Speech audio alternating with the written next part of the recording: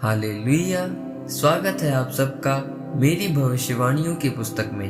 तो आइए हम आज के पवित्र वचन को पढ़ेंगे जो कि परमेश्वर के दास प्रेरित अंकुर यूसुफ नरूला जी द्वारा लिखा गया है। मसीह में मरना, जैसा कि पहला कुरिन्थियों अध्याय 15 उसकी 31 आयत में लिखा, हे भाइयों, मुझे उस घमंड की शपथ जो हमारे मसीह यीशु में मैं तुम्हारे विषय में करता हूँ कि मैं प्रतिदिन मरता हूँ। मेरे प्रियो, इसमें पौलुस कुरिन्थी की कलीसिया को बता रहा है कि मैं रोज मरता हूँ। बाइबल बताती है कि जब एक गेहूं का बीज या किसी और चीज का बीज जब तक वो धरती के नीचे नहीं जाता, वो अकेला नहीं रहता, वो मरता नहीं, तब तक वो फल लेकर नहीं आता। हम जानते हैं कि हम परमेश्वर में फल लेकर आने के लिए बुलाए गए हैं। परमेश्वर ने कहा कि मैं चाहता हूँ कि तुम फल लेकर आओ, मैंने इसलिए आपको चुना है। बाइबल में लिखा है कि परमेश्वर ने कहा कि मैं तुम्हें चुनता हूँ और ठहराता हूँ कि तुम फल लेकर आ सको। हम जानते हैं कि हम फलवंत होने के लिए बुलाए गए हैं। मेरे प्रियो, वह सब तब तक नहीं होता जब हम अपनी निगाह में अपने आप को मारते नहीं।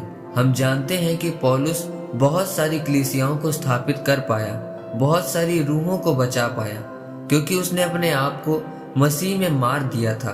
अपने आप को मारने का मतलब है अपनी इच्छाओं को मारना, अपने शरीर की लालसाओं को मारना, पैसे की लालच को मारना और रोज प्रार्थना करने का दिल ना भी करे तो भी प्रार्थना में बैठना, बाइबल पढ़ना और उपवास रखना। मेरे प्रियो, इस तरीके से हम अपने आप को मारते हैं। जब हमें कोई गाली निकालता है, गुस्सा आने के बावजूद भी उसका जवाब ना देना और परमेश्वर के ऊपर विश्वास रखना।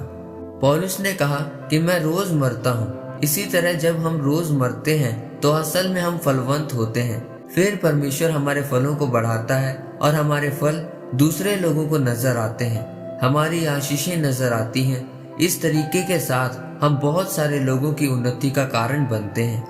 मेरे प्रियो, अगर गेहूं का बीज जमीन में ना जाना चाहे और ना मरना चाहे तो वो कभी भी फलवंत नहीं हो सकता।